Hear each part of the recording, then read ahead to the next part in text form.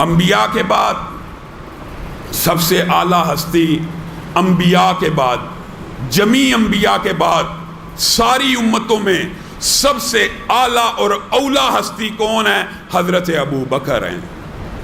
کیا حضرت ابو بکر کی نیکی، تقوی، ان کے اثار، ان کے خلوص نے ان کو آزمائشوں سے اور فتنوں سے، جو اللہ کہہ رہا ہے کہ آزماؤں گا، کبھی بھوک سے، کبھی خوف سے، کبھی جان و مال کے نقص سے، کیا لوگوں نے سمجھ لیا ہے کہ مسلمان ہو گئے، ایمان لے آئے، اب ساری زندگی اچھی گزرنی ہے، اب قربانی دینی نہیں پڑنی، اب شاعر اسلام کے لیے آواز کو بلند کرنا نہیں، اب کھڑا نہیں ہونا، نہیں کھڑا ہونا پڑے گا۔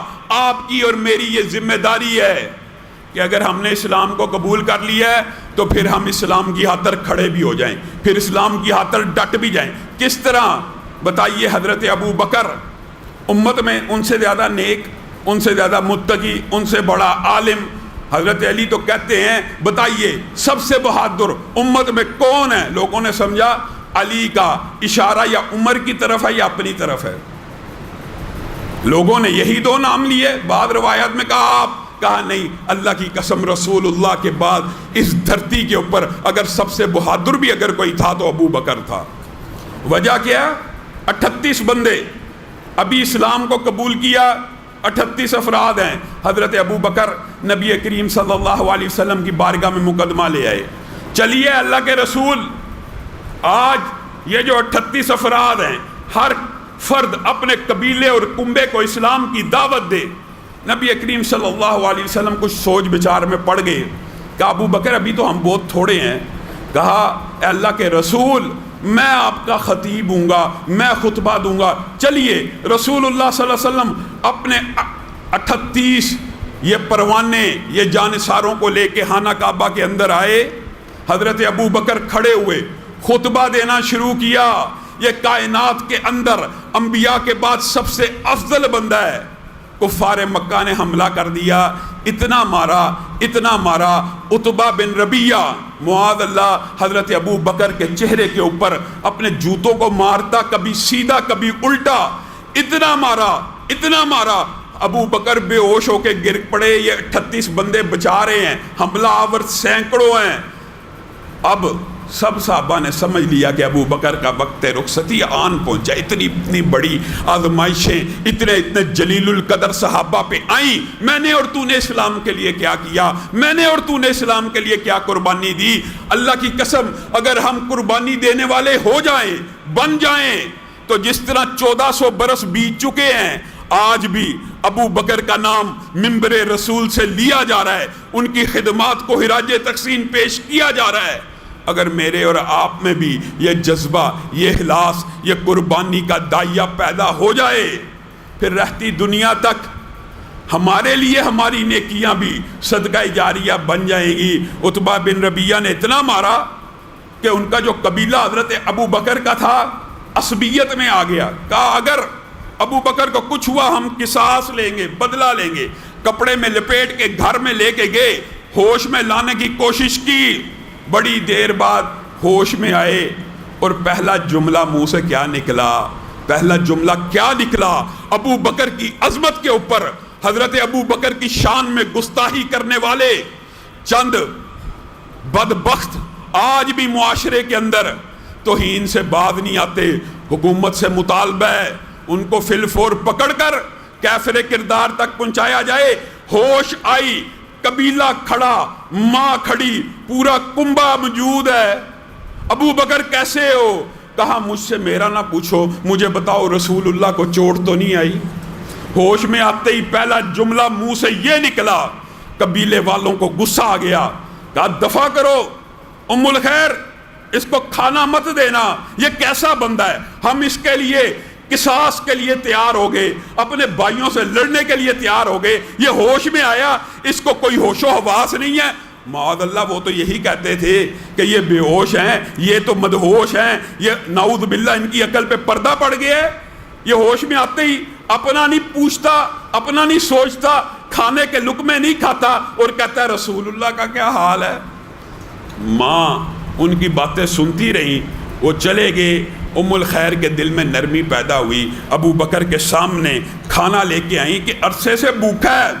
کہا ماں تو کیا سمجھتی ہے، یہ لقمہ میں کھا لوں گا، اللہ کی قسم ابو بکر کے منہ میں اس وقت تک یہ لقمہ نہیں جائے گا جب تک ابو بکر کو یہ یقین نہ ہو جائے کہ میرے رسول کو چوٹ نہیں لگی۔ ام الخیر پریشان ہو گئی، کہا بیٹا کیسے ہوگا؟ کہا جائیے ام جمیل کے پاس، اس سے پوچھئے رسول اللہ کہاں ہیں، خیر سے ہیں، خیریت سے ہیں، میرا دفاع کر رہے تھے میری اوپر۔ حضرت ابو بکر کی یہ عظمت ہے، حضرت ابو بکر کی یہ عظمت ہے۔ حضرت ابو بکر وہ ہیں کہ جن کے دفاع کے لیے رسول اللہ نے اپنے جسم کو پیش کیا، اوپر آگے کہا میرے نبی کو چوٹ تو نہیں لگی، مجھے بچا رہے تھے، ام جمیل سے پوچھا جائے۔ ام جمیل کے پاس گئی، ام جمیل بڑی زیرک خاتون تھی، انہوں نے کہا میں نہیں جانتی کس کے بارے میں تو بات کرتی ہے، کیونکہ ابھی ام الخیر نے اسلام کو قبول نہیں تھا کیا۔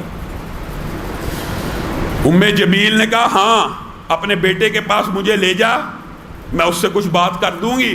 بیٹے کے بارے میں نرمی کے، پیار کے، محبت کے الفاظ بولے، ام الخیر کا کلیجہ پسیج گیا، ام جمیل کو لے کے گھر آئیں۔ حضرت ابو بکر نے آتے ساتھ ام جمیل سے پوچھا نبی کریم صلی اللہ علیہ وسلم کہاں ہیں؟ کہا یہ تیری ماں بیٹھی ہے، مخبری کرے گی۔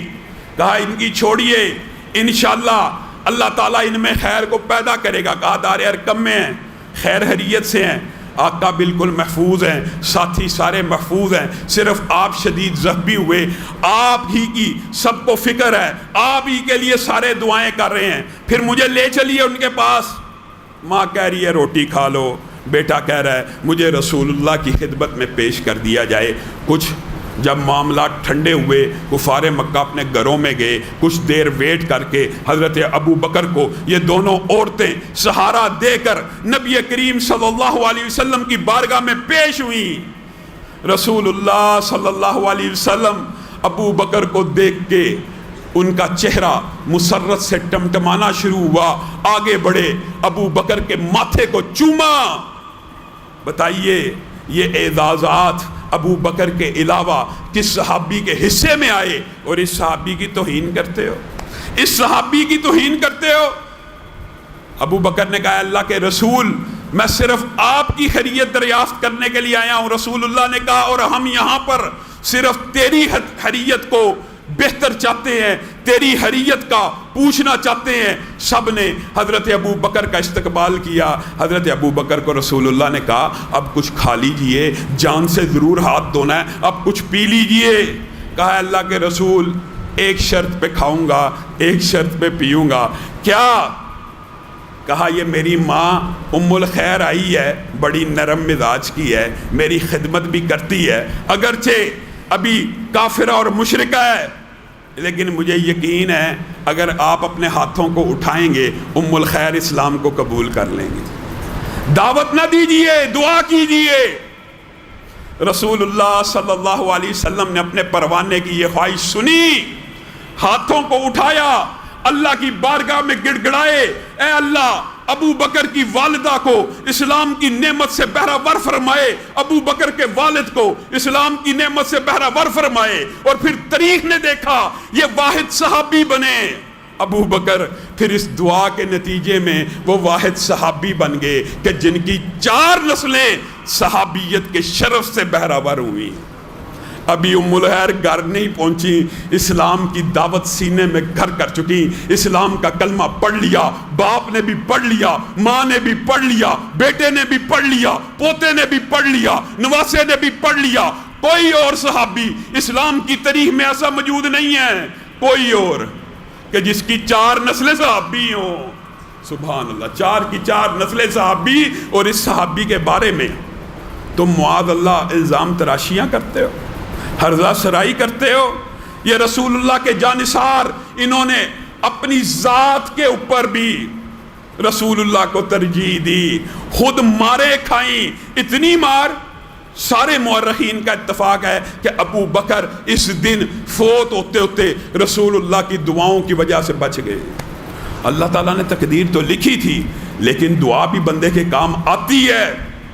حضرت ابو بکر نے اپنی جان کو دین کے لیے بتائیے، تبلیغی کرنے گئے تھے نا، کوئی کاروبار اور تجارت کرنے تو نہیں تھے گئے. یہ اول ہراول دستہ مسلمانوں کا. صحابہ بیان کرتے ہیں کہ ابتدائی اسلام میں، بالکل ابتدا کی بات کرتا ہوں، 7 افراد جن میں اسلام قبول کیا، جنہوں نے 7 افراد میں، ان میں حضرت محمد رسول اللہ صلی اللہ علیہ وسلم کے اوپر بھی آزمائشیں آئیں، تکلیفیں آئیں، طائف کی وادی میں گئے. انشاءاللہ ان واقعات کو تفصیل سے رکھیں گے. لیکن آپ کے چچا کی کفار مکہ میں بڑا مقام اور مرتبہ تھا، جس کی وجہ سے آپ کے اوپر اس طرح تشدد نہ ہوا جس طرح باقی لوگوں پہ ہوا. اور ابو بکر کے اوپر بنو تیم کی وجہ سے، اپنے خاندان اور کنبے اور قبیلے کی وجہ سے اس طرح ظلم نہ ہوا. ظلم تو ہوا، ابھی آپ نے واقعہ سنا، لیکن اس طرح نہ ہوا جو باقی 5 کے اوپر مصیبتوں کے، آزمائشوں کے، تکلیفوں کے. ابتدائے اسلام میں باقی 5 صحابہ کے اوپر جو تکلیفیں آئیں، ان کا کیا اندازہ کیا جا سکتا ہے. ان کی تکلیفیں تو اس قدر ہیں کہ اللہ کی قسم، صحابہ جلیل القدر، جری بہادر جرنیل جو مجاہد تھے، وہ جب بلال کی کمر کے زخموں کو دیکھتے تھے ان کی آنکھوں میں آنسو آ جاتے تھے. بلال کی کمر پہ ایسے زخم تھے کہ ان کی کمر ایسے تھی جیسے کوئی ڈھانچہ ہو، ایک ایک ہڈی جل جل کے پیچھے سے نظر آتی تھی کہ انسان انگلیوں سے ان کی تعداد کو گن لے، ایک ایک ہڈی نظر آتی تھی. بلال، عمار، یاسر، مقداد. عمار تو چلو اس وقت چھوٹے تھے، بعد میں اور ظلم و تشدد ہوا. سمیہ، یہ جو افراد تھے ان کے اوپر ایسے ایسے ظلم ہوئے. ان میں سے حضرت بلال، بتائیے، حضرت بلال کا نہ کنبہ ہے، نہ قبیلہ ہے، نہ خاندان ہے، نہ کوئی بچانے والا ہے. ان کے پیچھے امیہ بن خلف بدبخت لڑکے لگا دیتا. اس نے اسلام کیوں قبول کیا؟ اس کو مارو. لڑکے سارا دن مارتے پیٹتے، اس کا غصہ ٹھنڈا نہ ہوتا، گرم تپتی ہوئی ریت کے اوپر لٹا دیتا. بعض روایات کے اندر لوہے کی زرہ صحرا میں رکھتا، صحرا میں اچھی طرح سورج میں تپ جاتی، اس کے اوپر حضرت بلال کو لٹاتا، گوشت اس زرہ کے ساتھ چمٹ جاتا، حتیٰ کہ اس کے اندر سے دھوئیں کی اور جلنے کی بدبو آتی، لیکن اس بدبخت کا کلیجہ نہ ٹھنڈا ہوتا. وہ حضرت بلال پہ ظلم کرتا رہتا ہے. بعد آ جا، اسلام کو چھوڑ دے. ایک دن ایسا لمحہ بھی آیا، حضرت بلال خود بیان کرتے ہیں، نیچے لوہے کی زرہ، گرم آگ تپتی ہوئی، بہت کہتے تھے وہ زرہ میرے گوشت کو، میرے خون کو چوس چوس کے ٹھنڈی ہو جاتی تھی. آج بدبخت نے ایسا ظلم کیا. احسب الناس ان یترکوا ان یقولوا آمنا وہم لا یفتنون. تم کیا سمجھتے ہو اسلام کو قبول کر لیا اور اس کے بعد ذرا سی بیماری آئی ڈر گئے، ذرا سی مصیبت آئی ڈر گئے، ذرا سی پریشانی آئی اسلام کے اوپر شک کرنا شروع کر دیا، ذرا سے حالات برے ہوئے دل میں شیطان نے وسوسہ ڈال دیا، رب کے بارے میں مغالطہ ڈالنا شروع کر دیا. بلال کون ہے؟ کہتے ہیں ایک طرف لوہے کی زرہ ہے، دوسری طرف بدبخت نے ایک بہت بڑا پتھر صحرا میں صحیح گرمی کی شدت سے شدید گرم میرے سینے کے اوپر رکھ دیا اور اس کے اوپر زور ڈالنے لگا. اس دن میں نے سوچا آج میں مر ہی جاؤں لیکن اسلام کو نہیں چھوڑوں گا. اس دن اس نے ظلم و تشدد کی انتہا کر دی. کہنے لگا بلال آج اسلام کو چھوڑ دے. کہا اس وقت میں پتہ نہیں اللہ نے میری کیسی مدد کی. میں نے کہا احد احد، اللہ تو ایک ہے، اللہ تو ایک ہے. کہتا گیا اور اس کا کلیجہ آہستہ آہستہ ٹھنڈا ہوتا گیا. اس کے اوپر میری ہیبت طاری ہوگی. وہ پیچھے ہٹا. یہی وہ دن تھا یا اس کے بعد کے کچھ ایام روایات میں آتے ہیں حضرت ابو بکر نے بلال کے اوپر اس طرح کا تشدد دیکھا، ان کی آنکھوں میں پانی آ گیا. انہوں نے کہا امیہ کیا کرتا ہے، وہ کتنا تو ظالم ہے، ایک مظلوم ہے، نہ اس کے خاندان والے یہاں ہیں نہ اس کے رشتہ دار یہاں ہیں، تو اس کو مار ہی دینا چاہتا ہے. میرے سے ایک حبشی غلام تگڑا تندرست لے لے، 40 اوقیہ سونا لے لے، اس کو آزاد کر دے. امیہ بن خلف، اس کے دل میں لالچ آ گیا، یہ کمزور تھا، غلام، اس کے بدلے میں ایک طاقتور غلام 40 اوقیہ سونا، بارگیننگ، ٹریڈنگ، لالچ میں آیا. حضرت بلال کو ابو بکر آزاد کروا کے لے آئے، اور حضرت عمر کہتے تھے، اللہ کی قسم بلال آتے تھے، حضرت عمر ان کے استقبال کے لیے کھڑے ہو جاتے تھے، کہتے تھے میرا سید آ گیا، مسلمانوں کا سردار آ گیا، مسلمانوں کا سر کا تاج آ گیا، یہ ہمارا سید ہے، یہ بلال ہمارا سردار ہے. جائے امریکہ کے اندر، ایک کالے کی موت کے اوپر جو احتجاجات ہو رہے ہیں، انہوں نے اسلام کے اگر اس سنہری اصول کو پڑھا ہوتا، خلیفۃ المسلمین، امیر المؤمنین، خلفائے راشدین میں سے دوسرا، جس کے بعد سند رسول بھی ہے کہ ان کی پیروی کرنی چاہیے، وہ بلال آ رہا ہے تو اس کو کیا کہہ رہا ہے؟ میرا سردار ہے، میرا سید ہے، مسلمانوں کا سردار ہے، اور صرف یہی میرا سردار نہیں، اس کو آزاد کرانے والا ابو بکر بھی میرا سردار ہے. ابو بکر بھی مسلمانوں کا سردار ہے. ابو بکر کے والد نے کہا کیا کرتے ہو ابو بکر؟ کمزوروں کو آزاد کراتے ہو؟ یہ تجھے کیا فائدہ دے گا؟ کسی طاقتور کو آزاد کراتے، تیرے کام آتا، تیری تجارت میں حصہ بنتا. فَأَمَّا مَنْ آتَى وَاتَّقَى وَصَدَّقَ بِالْحُسْنَى فَسَنُيَسِّرُهُ لِلْيُسْرَى. ان کے والد کے یہ الفاظ اللہ نے آسمان پہ سنے اور آسمان سے آیتوں کو نازل کرنا شروع کر دیا. ابو بکر نے یہ جواب دیا اپنے والد کو، بابا یہ میں نے اپنی تجارت کے لیے آزاد نہیں کیا، یہ ٹریڈنگ تو، یہ تجارت تو میں نے اللہ کے ساتھ کر لی ہے. اللہ نے آسمان سے کیا کہا ابو بکر کو؟ فَأَمَّا مَنْ آتَى وَاتَّقَى وَصَدَّقَ بِالْحُسْنَى فَسَنُيَسِّرُهُ لِلْيُسْرَى.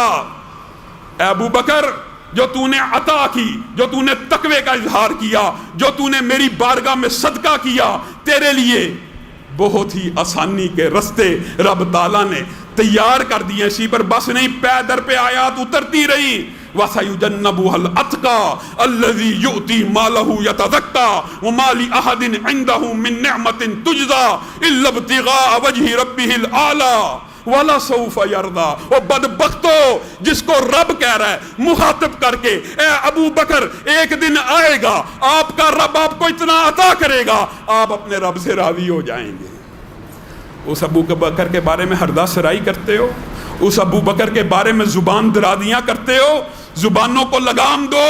وہ حامد سلطان نامی بدبخت، اپنے آپ کو عالم کہنے والا، اس نے حضرت ابو بکر کے خلاف جس طرح کی ہردہ سرائی کی ہے، کہاں پہ حکومت، کہاں پہ ہے وہ دہشت گردی کے پروٹوکولز، کہاں پہ ہے وہ دہشت گردی کے ایکٹ، کہاں پہ ہیں؟ وہ صرف مسلمانوں کے لیے ہیں، وہ صرف اہل سنت کے لیے ہیں. ہم نے پہلے بھی بارہا یہ بات رکھی ہوئی ہے کہ جائیے، ہم تو فرقہ واریت کو ملک سے ایسے ختم کرنے کے لیے تیار ہیں کہ کوئی زبان جو کسی ایک صحابی کی بھی توہین کرے اس کو کاٹ ڈالا جائے، جو اہل بیت میں سے کسی ایک کی توہین کرے اس کی زبان کو بھی کاٹ ڈالا جائے. آپ بھاگتے ہو، آپ ہردہ سرائی کرتے ہو. نیشنل ایکشن پلان بنایا گیا ہے، آج کے بعد ملک سے فرقہ واریت ختم ہوگی، اور ایک خاص فرقے کے خاص بد گوئی کرنے والے انسان کیا کہ ان کو بات ہی نہیں آتے. جب بھی کوئی مسئلہ ہو، اب آپ یہاں سے اندازہ لگا لیجئے کہ حضرت امیر معاویہ حضرت ابو سفیان کا کیا چکر ہے. کوئی چکر نہیں ہے. حضرت امیر معاویہ، حضرت ابو بکر جتنے متقی بھی بن جائیں، ان بدبختوں کی زبان سے نہیں بچ سکتے. ان کے دل میں رفض ہے، ان کے دل میں گالیاں ہیں، ان کے دل میں نفرت ہے. کس سے؟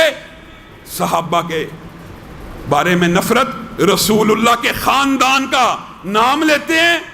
کیا ابو بکر سسر نہیں ہے؟ کیا ابو بکر خاندان نہیں ہے؟ کیا امی عائشہ خاندان نہیں ہے؟ امی حفصہ اور عمر خاندان نہیں ہے؟ یہ سارے کے سارے خاندان ہی کے افراد ہیں.